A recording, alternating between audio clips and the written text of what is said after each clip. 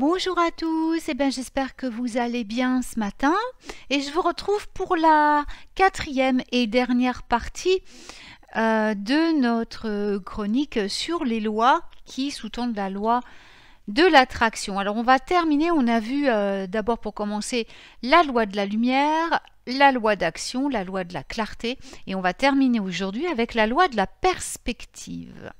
Alors qu'est-ce que c'est que cette loi de la perspective? Eh bien, cela veut dire tout simplement que la manière, le point de vue dont vous percevez les choses, les expériences dans votre vie, vont déterminer la façon dont vous allez réagir à ces situations.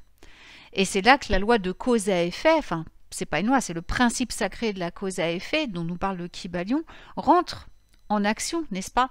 Alors la loi de la perspective stipule que nous avons tous un point de vue unique qui va refléter nos croyances personnelles.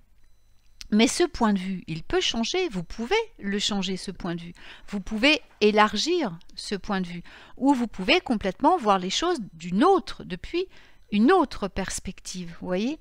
Donc à ce moment-là, qu'est-ce qui va se passer? Les croyances vont changer. Quand les croyances changent, eh bien cela va changer l'effet, la cause à effet, vous voyez? Vous n'allez plus voir les choses de la même façon, vous n'allez plus agir de la même façon, le résultat sera différent. Donc, l'attitude à propos de quelque chose est directement liée à la façon dont on voit les choses. Et ça, c'est déterminé par notre vérité intérieure.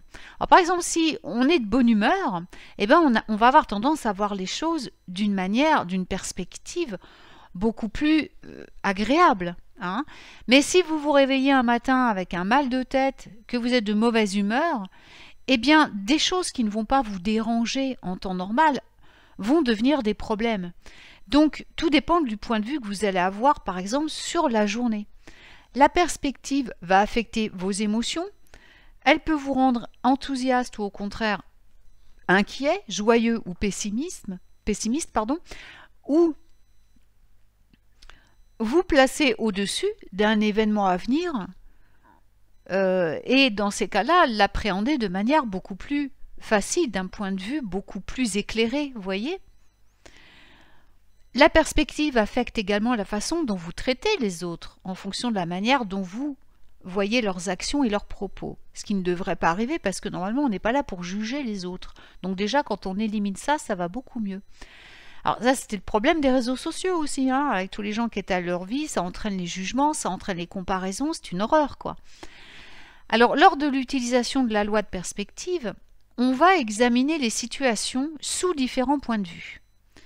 Ça va nous permettre d'obtenir une perspective bien équilibrée avant de prendre une décision ou de prendre des mesures. Voyez ? Pour réussir à réaliser vos désirs, il faut que votre point de vue soit bien équilibré dans toutes les situations, de sorte que vous puissiez aider à travailler pour que vous puissiez atteindre vos plus grands objectifs. La perspective vraiment vous aide à résoudre les situations dans lesquelles vous vous sentez bloqué. Et elle aide à augmenter votre niveau de conscience et à augmenter aussi la connexion avec le moi spirituel et le divin. Alors le point de vue, il va changer constamment en fonction de la situation dans laquelle on se trouve, mais également en fonction de notre temps de repos, en fonction qu'on se sente bien ou mal, et de notre humeur. Alors essayez de garder une perspective joyeuse. Essayez d'avoir un esprit ouvert pour que vous puissiez voir les différentes perspectives pour atteindre les objectifs. Alors, on va terminer par une petite conclusion de ces quatre lois. Croire et recevoir signifie que vous êtes attractif, optimiste, confiant et puissant, même quand vous traversez des périodes sombres. Vous savez que vous recevrez ce que vous placez dans l'univers. Vous devez donc toujours fournir la meilleure énergie possible.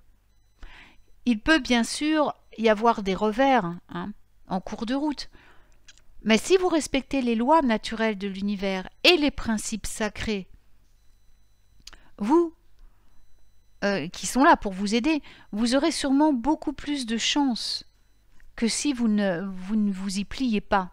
Alors, les lois universelles, on peut, je veux dire, je ne vais pas dire on peut passer à travers, mais on les met en action, nous. Par contre, les 7 principes sacrés, personne n'y échappe. Ça, c'est quelque chose qui est très différent des lois universelles. Ces 7 principes sacrés qui sont énoncés, qui ont été transmis, enfin révélés, c'est pas transmis, mais révélés par Hermès Trismégiste, sont des principes auxquels personne n'échappe. Ça, c'est impossible.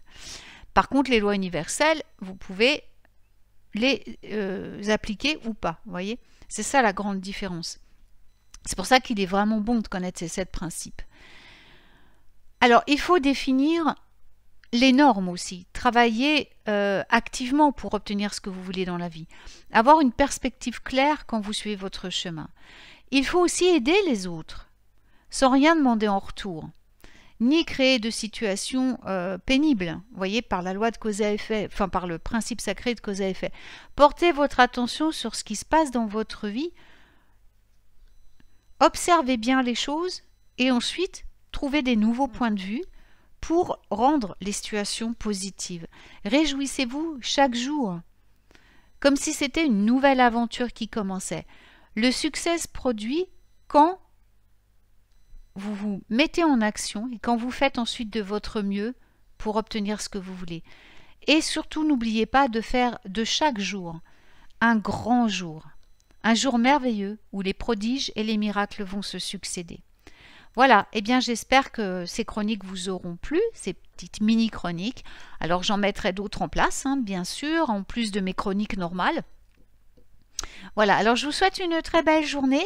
Je vous retrouve maintenant dimanche matin dans ma chronique des humeurs de la semaine sur Witches Radio que je publierai de toute façon sur YouTube lundi. Ou dimanche soir, ça dépend quand je reçois le fichier, dimanche soir ou lundi. Ils seront sur YouTube de toute façon en début de semaine prochaine. Je vous rappelle les ateliers ce soir 17h30. Je me suis trompée hier, c'était pas 19h, c'est 17h30 ce soir. On va se connecter aux corporations de lumière.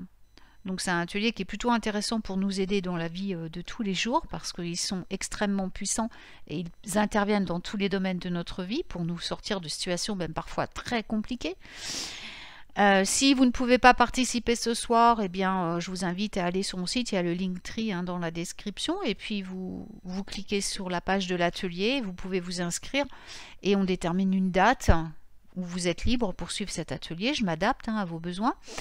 Ensuite, demain à 14h, eh bien, je donne un atelier par Zoom également. Tous mes ateliers sont en visioconférence pour vous permettre de le suivre de n'importe où. Et là, ce sera un atelier sur l'abondance, la prospérité et l'argent. Voilà. Donc, je vous souhaite à présent une merveilleuse journée. Je vous retrouve très vite pour de nouvelles chroniques magiques. Prenez soin de vous.